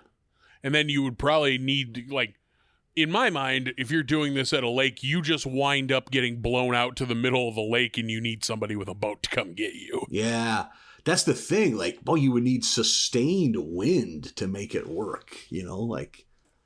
I'm sure there's a YouTube tutorial video that could really clear up some of this mystery for us. I bet you could do it with ice skates and do it on the frozen lakes in the winter. The way the fucking wind blows up here. You need a hell of a parachute to do it, but yeah, I bet you could. Get yourself going and then kick it out. Like, although I don't think you'd want to shit, you're gonna really eat shit falling on the ice. Just dragged across a frozen lake, looking like an asshole through 2 different clam fishing huts. Oh no! You know who's the real victim there? The guy inside that fishing hut, just minding his own business, and the fucking 380-pound man hits him. He slams into the side of his fucking pop-up fishing hut. This giant flying man crushed everything I own and quickly said, "My bad," and kept flying. My fishing hut was destroyed by a flying man. Sure it was, Gerald. Okay. Yeah. Little bit much on the blackberry brandy. Just gonna say blackberry brandy. That's a good sad man drinking alone ice fishing liquor. That's an ice fishing hooch for sure. Yeah. Phillips Blackberry Brandy. Yeah. Meanwhile, the hernia keeps encouraging Homer to stay home and do nothing, so he keeps doing that. And that's the kind of the meat of the middle of this episode is Marge going to PT and Marge getting into kite surfing and being more and more aggravated that Homer is just laying around at home. She, of course, can't see the hernia demon that is telling Homer all this. At one point, he's collapsed in a little, what do you call the little plastic kiddie pool, wading pool? Yeah. The yard pool, whatever you call that. He's laying in one sleeping. I don't know that I've ever seen an adult in one of those little plastic pools except on The Simpsons. Because Homer, this isn't his first trip in one of these little pools. Oh, I've been drunk in one before. How? Like, I had some buddies that had a rental house that there was always a couple of them around. And, you know, day drinking, a nice hot day, fill that thing with water, fucking take a dip. But it comes up to your ankles. You're not taking a dip unless you sit in it, I guess. Yeah. You're sitting in it. You're laying in it almost. Like, you lean, I mean, I'll tell you right now, it ain't fucking comfortable, but you can, like, put your arms around the edge and lean back so it's like your shoulders and arms are resting, and you get most of your body, your torso and your legs. And even then, your legs are all, you know, you've got to have your knees bent pretty good, but you get a decent soak. And, I mean, you're wasted. There's no way it'd be comfortable sober. That's the key. That's 22-year-old shit right there. Even if you're 40 and drunk, you would feel like shit within 15 minutes of doing that. Oh, my back. Yep, exactly. Shoulders bent in such a way that your fingers start to fall asleep. Yep. I remember being fucking very drunk, wringing my t-shirt out in someone's front yard as the roommate I didn't know pulled in. There's just like a giant fat dude and is undressing. And it's like, is he homeless? He smells like vodka. He smells homeless. He's cool. He parties. Homer's hanging out in one of those kiddie pools, dead asleep. Patty and Selma latch onto it with their car and drag it off. That was good. That's fun just logistically. Like, how far can you get before that thing disintegrates? Yeah. Not far would be the true answer to that. Not the woods. I also always forget that Patty and Selma drive a thing. That thing is cool. Yeah, that's a nice touch that they haven't gotten rid of. Lisa goes to Shauna and Jimbo for advice because they're, as she puts it, like, I can't believe I'm saying this, but you're the only happy couple I know. So That's depressing. She goes to them for advice, and they say something along the lines of, you just got to find something your parents like to do together. And the kids on this advice take Homer down to the beach wearing that big, ridiculous floppy sun hat, which is so funny. And he sees how much fun Marge is having, and then in some real nightmare visuals, he turns just in time to see Chief Wiggum's crotch and ass absorb his bicycle. It's like a moment of truth. Yeah, and that's Homer's wake up call. He says out loud, like, I'm never going to let myself go that bad. And he heads out on a fucking kite surf, and him and Marge kite surf together, get hung up in fucking wind farm windmills, those giant turbines. Yeah. I like that since it's a wind farm, like a fucking grizzled old farmer comes out with the wife. Yeah, you go ahead. I'm going to get them down, Margaret. You call and let the hospital know they're not going to have power for a while. Yeah. And then we get a weird, just tacked on ending of, turns out Nigel was a Russian spy, and that's why he was constantly telling Homer, I can come do PT at your work. You don't have to come here. So we get this, like, sting operation of Wiggum dressed as Homer, and he catches Nigel the fucking spy while he's at the power plant, and then like a Mission Impossible credits on the way out. That was a very weird thing to tag on. Like, yeah, that was strange, but like whatever. I wasn't mad at it or anything. No, quick and painless. Yeah, this was fine. I don't know. Yeah, fine's the right word. Not terrible. Couple decent laughs, but certainly not heavy on laughs. That's for sure. No. Let's see if episode 17's any different. My Sports. Right away, I thought I must have spelled something wrong, but nope. My Sports. Get it? I was kind of wondering when we'd get an esports episode, because with kids that age, I figured it had to be coming. It never crossed my mind that we might, so this like came as a surprise. I was like, oh, okay, yeah, we'll do an esports episode, I guess. Episode begins with the Simpsons playing board games on a rainy day. They're playing Aggravation, among other games. You ever play Aggravation? No, never heard of it until they said it here. That was one of those games I'd see at other families' houses, or I'd see an ad for, but I've never played. I have no concept of how the game works, but there was a time Aggravation was in a lot of households, I think. Huh. Do you know the gist of it or anything? Yeah, me neither. I mean, I assume kids can play it because they're playing it, but yeah, I have no idea how you even begin to play that game. Not to already backtrack, but there's a quick joke because we see that it's raining really hard, and fucking Ralphie in his little raincoat outfit is outside the Simpson house and puts his whole mouth over their downspout, and he starts to swell up in a perfect sphere. And as the camera pans away into the Simpsons living room, off screen you just hear a muffled explosion as if Ralphie just popped because he had too much water in him. Like, why would he be out?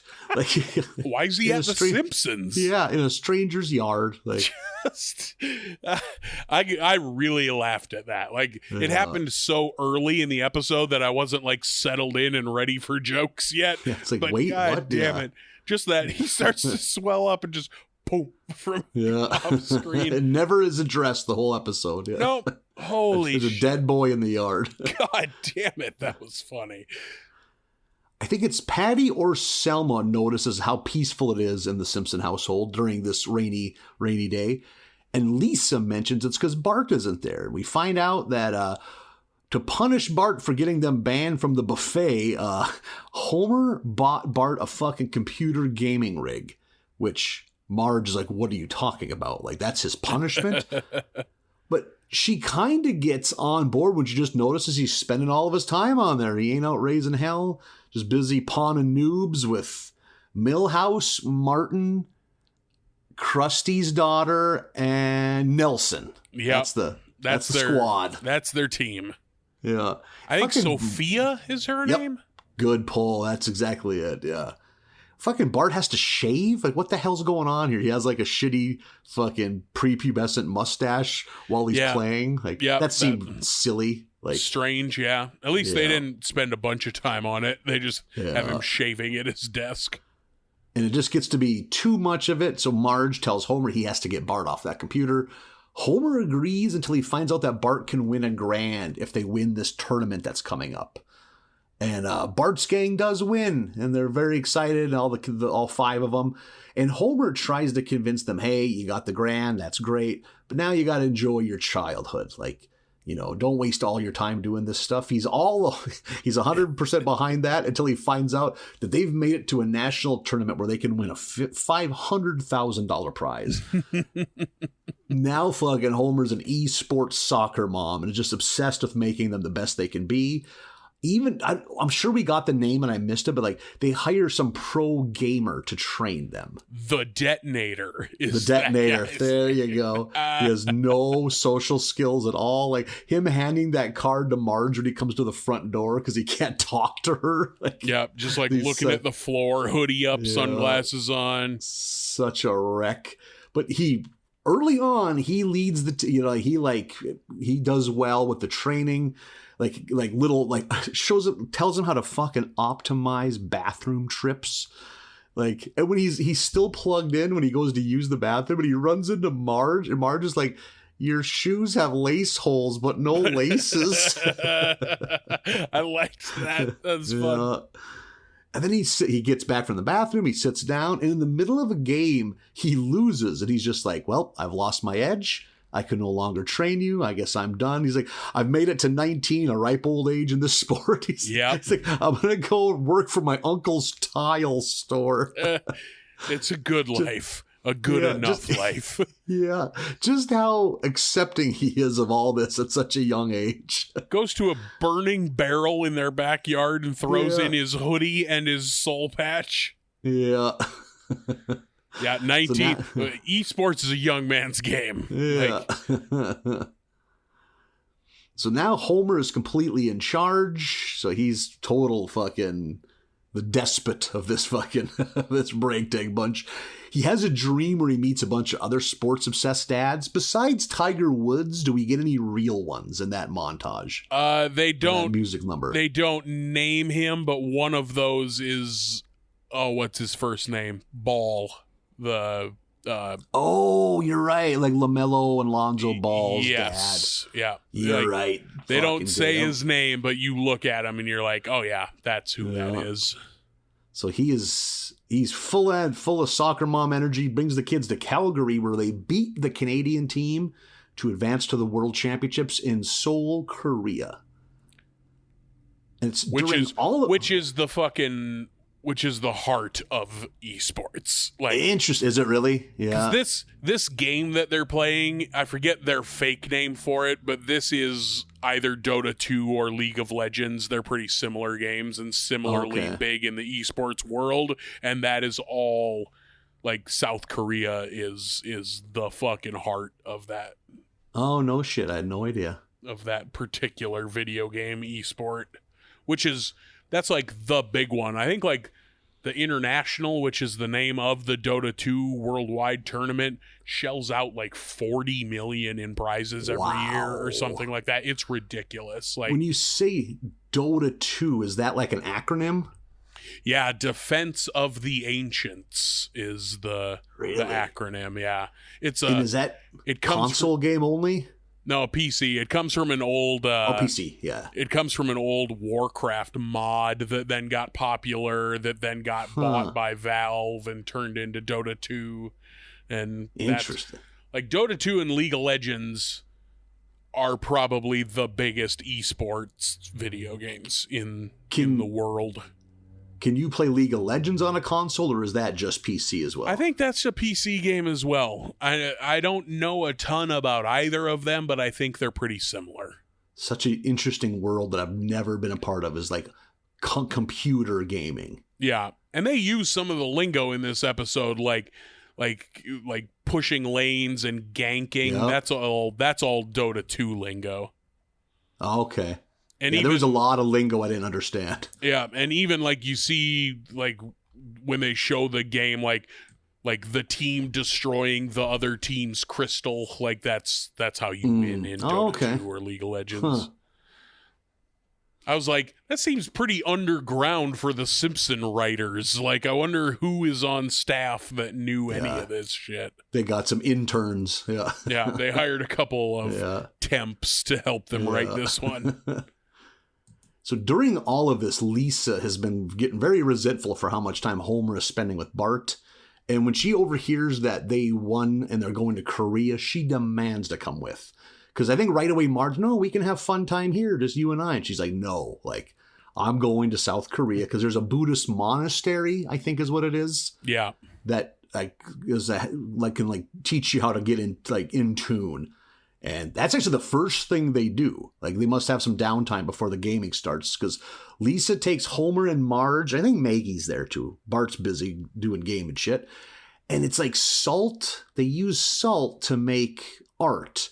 And these intricate salt But then the thing is, you have to destroy them. You have to push the salt away. And Marge is like, I don't want to do that. He's like, you got to do it. You got to, that'll help show how unimportant material things are. And she does, and she finds Zen, And Homer's made like this thing of himself, and Lisa makes him destroy, and Homer gets he's tits deep in Zen. He is so Zen. And even to the point that the Buddhist monks are like, he's like the reincarnation of Buddha because he's a fat bald guy, Yeah, sitting cross-legged with no shirt on. It's like, I feel bad for stealing his shoes. So yeah, he is so zenned out. He's totally embraced it to the point he's forgotten that there's a goddamn fucking esports international level game going on. It's the Springfield team, the Evergreen Terrors. Yep. Going up against the Brazilian team. I'm not sure what their name was. Yeah, I don't remember either. So Homer, it's the in coach, like a fucking soccer arena. Yeah. Oh my God. It's an so outdoor huge. giant. Yep. And Homer's not there. It don't matter. The game is going on, and it's a neck and neck battle. Eventually, the Evergreen Terrors do take the upper hand. But while all this is going on, 500 yards away, Homer has stumbled to the edge of the arena or the stadium, and just casually turns the fucking power off in the middle of all this. And it goes fucking haywire in a fucking hurry. It turns into fucking end of the world Mad Maxian shit. Yep. People are trying to use trying to use drones to escape, and they just immediately fall because they don't have the strength to carry people. Yeah. Fucking, oh my God. There's basically the robot from RoboCop, the bad guy RoboCop. Yeah, Ed thing 209. is there. Yep, Ed 209 is there. Which somehow Nelson overpowers, and forces to hit itself. Yep, doing the why you hitting yourself with that giant robot. And I'm trying to think, there's a couple other great visual gags during all of this, but yeah, shit gets out of hand in a hurry. And then that's really it. Then they're on the plane, and the kids, the other four, know Homer was the one that fucking ruined it. So they're just beating on Bart. And Bart looks real fucking sad. And we do wrap this one in a hurry. Yeah, what is Homer and Lisa and Marge doing at the end? There has to be some dialogue. I don't remember it. Yep. Yeah, it's probably just Lisa, hoping that some of this sticks with Homer and knowing that it won't. Yeah. That as soon as they get back home, Homer will be Homer again. But I don't know. I enjoyed this one. It was me too. World there were more laughs in the part with the gaming trainer than whole episodes have. Oh, it's so fucking funny. Him in those most minute details of how to play this game, and that whole trip he did, he never takes off his headset, so you hear him narrating his trip to the bathroom. How does he describe going to the bathroom? Is it vacate something or waste elimination? Something like that. Yeah, something super dumb. Everything's just broken down into how much time it takes away from gaming. If you go over the belt, you don't have to wash your hands, which that's not true. Which that's a thing in these at this level of competitive professional gaming is everything comes down to efficiency. The efficiency of clicks, the efficiency of moves, your actions per minute. It's all efficiency. Just sapping the fun out of it, but yep, that's a lot of sports at the highest level. I was about to say, fucking Moneyball. Michael Jordan never smiled once playing basketball. He's full of fucking rage the whole time. Holy shit, you're right. I don't think I've ever seen Michael Jordan smile. Especially the late 90s, mid 90s run. Those players are so miserable playing basketball with him. They all look scared and sad. Well, they're also going up against teams that just beat the shit out of you, like the Pistons. Yeah. Dennis Rodman's the only one having a good time because he has drank 3.5 pints of fucking brandy earlier in the day. So he's got a nice buzz going. He's going to go catch Pearl Jam, play a club show afterwards. Oh, God. The idea of Rodman being brandy drunk playing basketball. Oh, God. Yeah, he never had any control over Rodman because you can't control that guy. He's uncontrollable. That was essentially what Phil Jackson said on that Last Dance documentary series. Just I just gave him one day every week to do whatever fuck he wanted. The best we can. Yep. That's so insane. You have a 5-month off season. Yeah. If you make the finals, you got a 3-month off season. July, August, September. That's a long time to behave yourself, I guess. That story Carmen Electra tells of like being in that fucking Las Vegas hotel room at the end of a 4-day bender and the knock on the door and her going and answering it and coming back going, Michael Jordan is here and he's so mad. God. If you opened your door and a fuming mad Michael Jordan was on the other side of it, would shake you to your core. God, yeah. Just bullying the players, like your own teammates in practice. What did Steve Kerr do to anybody? Steve Kerr's the nicest little man. Yeah, no kidding. Tony Kukoc seems like he's so polite. Don't yell at that man. They made Tony Kukoc not want to play basketball anymore. Because he had the nerve to get a good contract before Scottie Pippen got one. Yeah. How dare It's not up to, yeah. Like, I just want to make money. Like, isn't that what we're doing this for? Like, we all like basketball, guys. Yeah. I like how I said Steve Kerr's a nice little man. He's 6'3". Only in the NBA are you a little man at 6'3". Yeah, if I think of Steve Kerr, I think of a short man. Yeah, like a math teacher. Like probably just because he was drawn that way in NBA Jam. That's probably the only reason I think of him that way. Let's do this again next week. What do you say, bud? Hell yeah. Let's do episodes 18 to 22 of season 30. Oh, do we get to put a bow on this one? Nope, there's going to be one more after that. 23 episodes, huh? Yep, 23 episodes this season. No kidding. We don't have many of those. Nope. So the week after next, we'll have a big chunk of season 31. But okay. For next week, 18 to 22. Why not? I'll watch them. May as well. Pretty good about watching these. It's too cold to go outside and do anything else. You know, eventually we're going to hit springtime episodes. We can live vicariously through these. Yeah. God, that'll be... I'm done with it, man. I'm done with the winter already. Oh, you've got all your snowmen out of your system, all your snow angels? Yeah, I made all the snow angels I intend to make this year. You think... I can say that sincerely. Yeah, you've tapped out in mid-December. That's fair. Yeah, we're calling it at 0. Yeah. You'll get the bug. I doubt it. Yeah, I can read on my monitor. It's -1 here, so I'm sure it's even colder in Fargo. Oh, good. -3. Oh, close. Not to one-up you, but... Yeah. But -14 degree wind chill. Hey, that's fun. That's the stuff we're looking for. Yeah, good times. People aren't supposed to live here. Yet we persist. God, we're so goddamn dumb. Yeah. Let's do it again next week, 18 to 22 of season 30. You can find us on the internet at Barley Basket USA on Facebook, Twitter, and Instagram. BarleyBasketUSA@gmail.com is the email address. Feel free to reach out, and we will see you next week. Bye, everybody.